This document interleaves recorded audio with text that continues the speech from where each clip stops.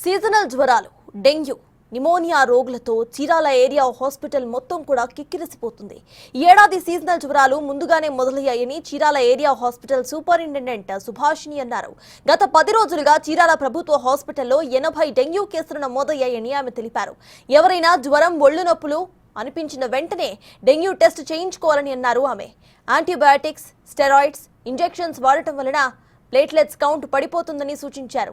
చీరాల ప్రభుత్వ హాస్పిటల్లో 100 పడకలతో పాటు మరో 50 పడకలను సిద్ధం చేసి అన్ని ఏర్పాట్లను చేశామని వివరించారు. వైద్యానికి అవసరమైన అన్ని రకాల ఫ్లూయిడ్స్, మందులు అందుబాటులో ఉంచామని తెలిపారు.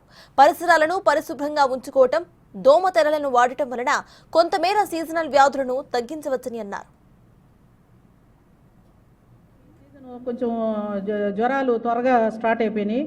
అందులో వైరల్ ఫీవర్స్ ఎక్కువ ఉన్నాయి. తర్వాత బ్రాంకోనిమోనియా అంటాము, నెమ్ముతోటి ఆయాసపడతా పిల్లలు ఉంటారు. ఈ 2 రకాలే ఎక్కువగా వస్తున్నాయి. సో 2 రకాల్లో కూడా ముఖ్యమైనది డెంగ్యూ ఫీవర్స్ చాలా డేంజర్ కాబట్టి దాని గురించి చాలా జాగ్రత్తలు తీసుకోవాలి. బ్లడ్ టెస్ట్ తొందరగా చేయించుకొని తర్వాత దానికి సంబంధించిన వైద్యం చేయించుకోవాలి. బిడ్డలకి ఉట్టి జ్వరము, ఒళ్ళు నొప్పులు అంటే మాత్రము మేము అందరికీ రెగ్యులర్గా రొటీన్గా చేసేస్తున్నాము డెంగ్యూ ఫీవర్ ఏమో అనేసి. ఎందుకంటే దీనివల్ల ఇది మనం తెలుసుకోకుండా ఏదంటే అది మందులు, యాంటీబయాటిక్స్, స్టెరాయిడ్స్, ఇంజెక్షన్స్ ఏమంటే అవి వాడినామంటే ప్లేట్లెట్ కౌంట్స్ తగ్గిపోతాయి. అందుకని చెప్పేసి డెంగ్యూ జ్వరం ముందు ఉందా లేదా అనేది ఎక్స్క్లూడ్ చేసుకోవాలి. ఈవెన్ పేషెంట్స్ కూడాను బయట పోయి జ్వరానికి ఒక ఇంజెక్షన్ వేయండి అట్లా ఇంజెక్షన్స్ వేసుకోకూడదు. ఇంజెక్షన్స్ ఇట్లా చేతికి కానీ, పిర్రకు కానీ, పిల్లలకి కానీ, పెద్దోళ్ళకి కానీ అట్లా ఇంజెక్షన్స్ డెంగ్యూ జ్వరంలో వేయకూడదు.